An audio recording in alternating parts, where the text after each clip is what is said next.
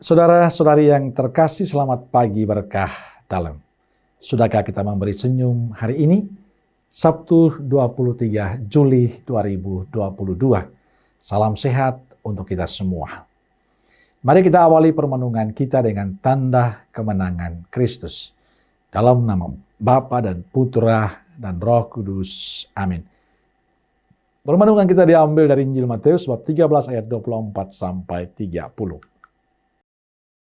Yesus membentangkan suatu perumpamaan lain lagi kepada mereka. Katanya, hal kerajaan sorga itu seumpama orang yang menaburkan benih yang baik di ladangnya. Tetapi pada waktu semua orang tidur, datanglah musuhnya menaburkan benih lalang di antara gandum itu, lalu pergi. Ketika gandum itu tumbuh dan mulai berbulir, nampak jugalah lalang itu. Maka datanglah hamba-hamba tuan ladang itu kepadanya dan berkata, "Tuan, bukankah benih baik yang Tuan taburkan di ladang Tuan? Dari manakah lalang itu?" Jawab tuan itu, "Seorang musuh yang melakukannya." Lalu berkatalah hamba-hamba itu kepadanya, "Jadi, maukah Tuan supaya kami pergi mencabut lalang itu?" Tetapi ia berkata, "Jangan, sebab mungkin gandum itu ikut tercabut pada waktu kamu mencabut lalang itu. Biarkanlah keduanya tumbuh bersama sampai waktu menuai. Pada waktu itu, aku akan berkata kepada para penuai, kumpulkanlah dahulu lalang itu, dan ikatlah berberkas-berkas untuk dibakar. Kemudian kumpulkanlah gandum itu ke dalam lumbungku." Saudaraku yang terkasih, hari ini kita mendengar Yesus menyampaikan perumpamaan tentang kerajaan surga, seumpama seorang yang menaburkan benih yang baik di ladangnya. Tapi pada waktu semua orang tidur, datanglah musuhnya menaburkan benih lalang di antara gandum itu. Lalu pergi. Ketika gandum tumbuh dan mulai berbulir, tampak jugalah lalang itu. Perumpamaan ini mau mengatakan benih baik ditaburkan oleh Yesus, oleh Allah sendiri. Sementara benih lalang ditaburkan iblis. Dan lalang adalah dunia, kita manusia.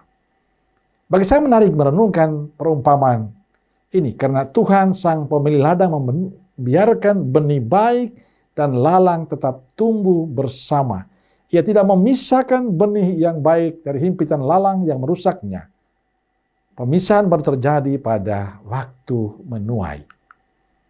Saudaraku terkasih, bagi kita mungkin perumpamaan ini aneh. Yang kita pikirkan adalah bagaimana membersihkan, memisahkan benih yang baik dan lalang. Kita akan mencabut lalang agar benih baik berkembang dengan baik. Tapi Tuhan tidak, tetap membiarkan tumbuh bersama. Ada hal penting yang bisa kita renungkan dari kisah ini, bahwa inilah tantangan yang kita hadapi dalam kehidupan kita bersama dengan orang lain, dalam hidup bermasyarakat kita. Kita akan menemukan dalam kehidupan kita ada orang baik dan orang yang tidak baik. Dan semuanya tinggal bersama-sama dengan kita. Pertanyaannya adalah, apakah kita bisa bertahan dalam kehidupan yang dihimpit oleh kurang baikan itu atau kejahatan itu? Apa kita bisa bertahan di tengah tumbuhnya lalang yang semakin banyak? Seberapa kuatkah kita menahan himpitan lalang-lalang ketidakbaikan itu? Seberapa kuat kita bertahan dalam himpitan lalang ketidakbaikan dan menghasilkan buah yang baik? Atau kita mati terhimpit atau memilih menjadi lalang ketidakbaikan itu? Saudaraku yang terkasih, sebagai orang yang diajak untuk hidup benar, hidup jujur, hidup adil, seberapa kuat kita tetap bertahan dengan prinsip hidup kita seperti yang dikehendaki oleh Yesus?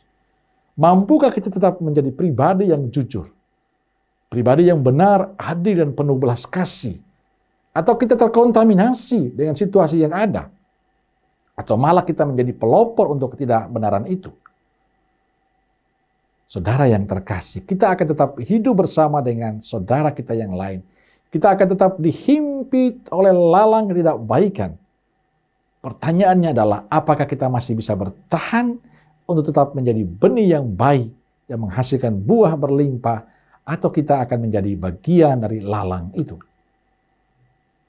Bagi saya yang paling penting sekarang adalah kita butuh ketekunan kita dalam doa, agar kita tetap menjadi bibit-bibit benih yang baik. Walaupun terhimpit oleh banyak lalang, tetap menjadi bibit yang baik, yang menghasilkan buah kebaikan, buah kebenaran, kasih, kepedulian dalam kehidupan kita.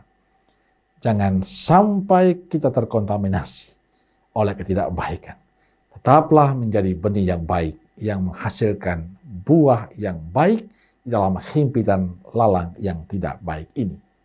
Amin. Semoga Allah yang Maha Kasih memberkati saudaraku sekalian, Bapa, Putra, dan Roh Kudus. Amin. Keluarga Kudus Nazaret, doakanlah kami. Amin. Berkah dalam.